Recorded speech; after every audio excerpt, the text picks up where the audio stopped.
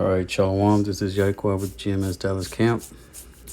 First off, I want to give all praises to YAHAWAH, by Shem YAHAWASHI, by Shem Kakadash. Double honors to the apostles and elders of Great Millstone, teaching real well, and peace and blessings to the Akim scattered throughout the four corners, keeping his word in truth and sincerity. I'm just gonna go into a quick video going into what Isaiah the 5th chapter, just pretty much make some points on it. I'm not going to go through the whole chapter, but so like it. This is Isaiah 5, and verse 1, it says, "Now will I send to my well-beloved a song of my beloved touching his vineyard. My well-beloved has a vineyard in a very fruitful hill." And that vineyard is talking about the nation of Israel, And it says, "And he fenced it and gathered out the stones thereof, and planted it with the choicest vine, and built a tower with the midst of it, and also made a winepress therein. And he looked that it should bring forth grapes, and it brought forth wild grapes." So it says that he fenced it. So when you look at a vineyard, what a fence does is pretty much protect it. And that's what the nation of Israel, that's how pretty much the nation of Israel was. It was fenced by the Lord. It was being protected. And that choice vine is talking about Judah.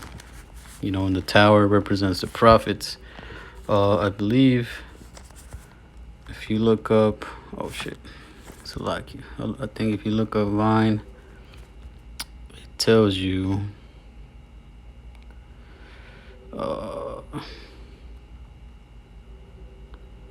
No, Salakia.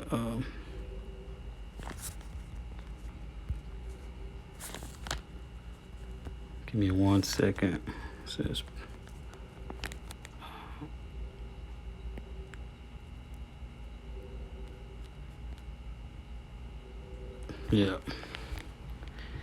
"Moreover, I will appoint a place for my people Israel, and I will plant them, that they may dwell in the place of their own, and move no more. Neither shall the children of the wickedness afflict them anymore as before time." So it shows you right here, like it says in, like we was reading in Isaiah, the Lord planted us in the land of Canaan, because we went up, and the Lord said that we should possess that land, so we came up against those, Philistine nations, those Hamites, the Hittites, the Perizzites, the Senate, all of them, and we took over, we took them down. We took that land, that part of land, which became known as the land of Israel. Why? Because the Lord planted us there, like it says in the 2nd chapter, or the 1st chapter. It says, my well-beloved had a vineyard in a very fruitful hill. Right? So I'm going to read verse 2 again. It says, and he fenced it and gathered out the stones thereof, and those stones represent those heathen nations. It says that he gathered out the stones thereof. So when you have a vineyard and you plan to put seeds in it, plants, whatever, all types of vegetables you want to grow, you got to take all those things that are going to prevent it from growing. Whether it be those stones, or whether it be other weeds. You know what I mean? You got to dig that ground, make holes, and plant your seeds, and then and water it. So those stones, those heathen nations had to be taken out. You know what I mean? And it says, and built a tower in the midst of it, which represents the prophets. The watchmen. Because that's what that tower was for, was to look down and look over that vineyard, and also made a winepress there. And he looked that it should bring forth grapes, and it brought forth wild grapes, which represent those rebellious Israelites. You know what I'm saying? Because the Lord dressed Israel a certain way, and wanted it brought up a certain way. And out of it came out these wild grapes, which represents, pretty much Israel being wicked, going off. As a matter of fact, if you go to Jeremiah 3, let's see, it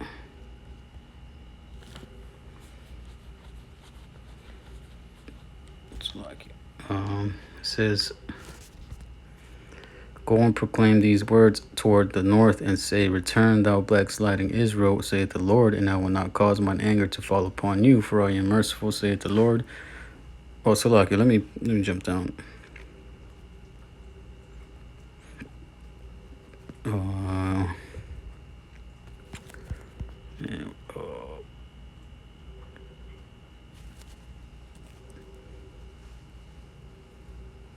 Oh yeah, verse 6, it says, "The Lord said also unto me in the days of Josiah the king, Hast thou seen that which backslided Israel had done? She is gone up upon every high mountain and under every green tree, and there had played the harlot." And that's what the nation of Israel has done. They've fallen away from the Lord and started worshiping these other nations' gods. And that's what that's talking about. They had played the harlot on every green tree. And I said, after she had done all these things, turned down to me, but she returned not. And her treacherous sister Judah saw it. So that represents the northern and the southern kingdom. They both going off. That's why it says that it brought forth wild grapes. Because if you look at Nehemiah, if you look at Nehemiah the 9th chapter. This whole chapter pretty much goes into how the Lord gave Israel like in the vineyard. The Most High took care of us, prepped us, brought us up, but them wild grapes still were brought forth, signifying that even though the nation of Israel was delivered or was set up, and then they went off and they were delivered, they still came back and went off, and it happened many times. As a matter of fact, I'll read a little bit of it. 9 and 16 says, "But they and our fathers dealt proudly, and hardened their necks, and hearkened not to thy commandments." Those are those wild grapes, right? And refused to obey, neither were mindful of thy words that thou didst among them, but hardened their necks, and in the rebellion appointed a captain to return to their bondage. But thou art a God ready to pardon, gracious and merciful, slow to anger, and of great kindness, and forsookest them not. So it shows you the mercy of the Lord, because when it gives you that example in Isaiah, go back, he tells you, I'm going to continue on in verse 4, Isaiah 5 and 4. Oh, so Isaiah 5 and 3, it says, "O now, O inhabitants of Jerusalem and men of Judah, judge, I pray you, betwixt me and my vineyard." So Lord is, pretty much making that point, like, look, between the men of Jerusalem and the men of Judah, just check out this situation between me and my vineyard, right? It says, "What could have been done more to my vineyard that I have not done in it?" So like we read in Nehemiah, if you read that chapter, it shows you all the things that the Lord did for us. Like, what more could he have done, right? "Wherefore, when I looked that it should bring forth grapes, brought it forth wild grapes." So after all these things that I did, I fenced it, I watered it, I put, a fertilizer, what I mean? So, so to speak, I gave it all these nutrients, made sure that it would grow good, and the vineyard would grow good and healthy. What more could I have done, right? It says, I'll read it again, verse 4. "What could have been done more to my vineyard that I have not done in it? Wherefore, when I looked that it should bring forth grapes, brought it forth wild grapes." You know, so like all these things, what more could I have done that that it should have brought forth these grapes, but it brought forth wild grapes. And I go to, I will tell you what I will do to my vineyard. So the Lord is saying, look, this is going to happen. You know, I did all these things, and then these wild grapes came out. Now the vineyard is ruined, right? I will take my hedge thereof, and it shall be eaten up, and break down the wall thereof, and it shall be trodden down. You know, and that wall, that hedge, or that fence, like we read in the in the second chapter, the Lord is going to bring it down. That protection is going to be brought down. And break down the wall thereof, and it shall be trodden down. And I will lay it waste. It shall not be pruned. Shall not be pruned nor digged, but there shall come up briars and thorns, and I will also command the clouds that they rain no rain upon it. So all the blessings of the Lord is going to be taken away. You know, because that's what that goes into. You know, if you read, where is it? Deuteronomy 28. You know, if you read from the top, it tells you if we follow after the ways of the Lord, all these blessings are going to come upon us, right? So if you read verse 1, it says, and it shall come to pass, if thou shalt hearken diligently unto the voice of the Lord thy God, to observe and to do all his commandments, which I commanded thee this day, that the Lord thy God will set thee on high above all nations of the earth. And all these blessings shall come on thee and overtake thee, if thou shalt hearken unto the voice of the Lord thy God. And it gives you a list of blessings. Now, if you jump down to verse 15, it says, but it shall come to pass, if thou wilt not hearken unto the voice of the Lord thy God, to observe to do all his commandments and his statutes, which I commanded thee this day, that all these curses shall come upon thee and overtake thee. And then it gives you a list of the curses. You know, and that's true. Because if you read Baruch, and I'll pull it up here and on my Bible, Baruch 1 and 19, it says, since the day that the Lord brought our forefathers out of the land of Egypt unto this present day, we have been disobedient unto the Lord our God, and we have been negligent in not hearing his voice. You know, those are those wild grapes.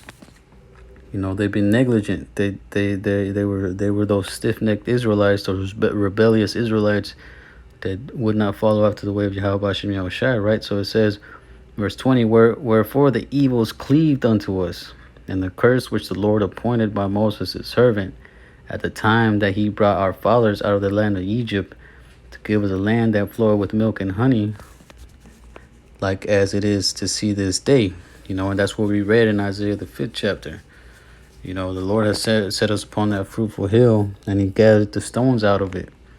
So that's when we overtook those Canaanite nations, or those Philistine nations, you know, the land of Canaan, you know, and we took over.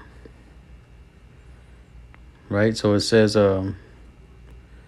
wherefore the evils cleaved unto us, and the curse which the Lord appointed by Moses his servant at the time that he brought our fathers out of the land of Egypt, to give us a land that flowed with milk and honey, like as it is to this day. Nevertheless, we have not hearkened unto the voice of the Lord our God, according to unto all the words of the prophets whom he sent unto us. See, there you go. You know, and that's why we got cursed. You know, like it says right there, the curse is cleaved unto us. And I'm going to jump down to verse 45 here in Deuteronomy 20 and 45. It says, moreover, all these curses shall come upon thee, and shall pursue thee. See, Baruch 1 says, the curse is cleaved unto us. You know, because thou hearkenest not unto the voice of the Lord thy God, to keep his commandments and his statutes which he commanded thee. And they shall be upon thee for a sign and for a wonder, and upon thy seed forever. See, so that's how we know we are part. The scrolls, the Israelites is talking about us. We are the nation of Israel, you know, nation of Judah. I'm sorry, we are the nation of Israel. You know, Judah and Israel, the northern and southern kingdom, which are the so-called Negroes, Latinos, and Native Americans. That's how we can link up our this people to these words, man. That's how we know that that's us. Because this is just one example, but like brothers say, man, through the Spirit, that's how we know that these curses are on our people. So going back to Isaiah 5, yeah. So it says that the Lord had trodden down the walls, right, and that protection has gone away. So now the curse isn't upon us.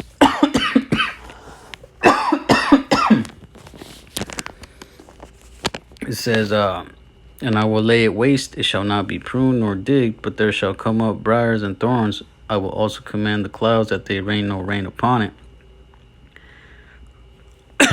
So no blessings were the blessings was taken away, right? For the vineyard of the Lord of hosts is the house of Israel, and the man of Judah is his pleasant plant. See, there you go. The choice vine. Because Judah is the head tribe, right? It says, but behold oppression, for righteousness, but behold a cry. That's what it was. What I'm saying? Righteousness wasn't being brought forth, and now Israel was left in a horrible state, man. That's why you see our people in the situation that they're in now. They live in the hoods, in the ghettos, in the barrios, and the Native Americans in these whack ass reserves that they got. As a matter of fact, I didn't finish Deuteronomy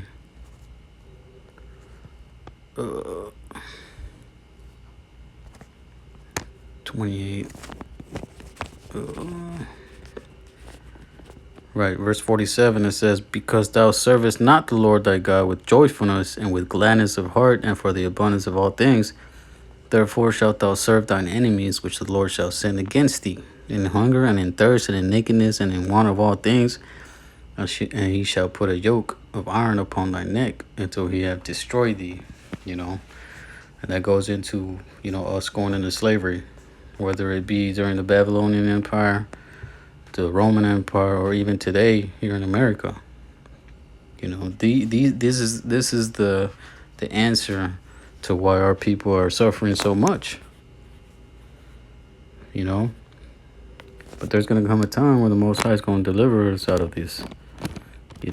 The Most High is raising up his prophets, to pretty much bring back that remembrance of the nation of Israel. And this is all according to prophecy. The Most High said that he was going to bring us back, and put us. As a matter of fact, it's in that same. Oh no, Salakia. If you go to Isaiah 2, it says the word that Isaiah the son of Amos saw concerning Judah and Jerusalem. Right, there goes the northern and southern kingdom again, right? And it shall come to pass in the last days that the mountain of the Lord's house shall be established in the top of the mountains, and shall be exalted above the hills, and all nations shall flow unto it. So the nation of Israel as a whole is going to come back. Like it said right there, Judah and Jerusalem, right? It says that the Lord's house shall be established in the top of the mountains. So we going to come back as a nation and judge this place. Of course, there's a process to it. But I'm just showing you the example of us going off and being brought down low to where we're even lesser than Esau right now. But the Most High was going to bring us back up and set us upon at the top of the mountains and hills, which represent those governing bodies. Mountains, hills, valleys, all that have different elevations, which represent those different elevations of power, so to speak. So Esau is going. Oh, I'm sorry. So the nation of Israel is going to be on top of that. And then Israel is going to be the top governing body, man. It's going to be on top of the mountains, like it says. Verse 3, it says, and many people shall go and say, come ye, and let us go up to the mountain of the Lord. That's us. To the house of the God of Jacob, and he will teach us of his ways, and we will walk in his paths. For out of Zion shall go forth the law and the word of the Lord from Jerusalem. You know, you can keep going on this, but that's pretty much the point I wanted to bring out. You know, we gonna be that governing body, man, and these other nations are going to have to learn of our ways. Just like we were brought up in their ways, they gonna be brought up in our ways in righteousness. You know, we gonna do it in righteousness. You know, and like it says, in the word of the Lord from Jerusalem. So with that, Lord willing, brothers, we edified. I want to say, Call HALAL, YAHAWASHI, YAHAWASHI. Double honors to apostles and elders, great meals to a teacher and well.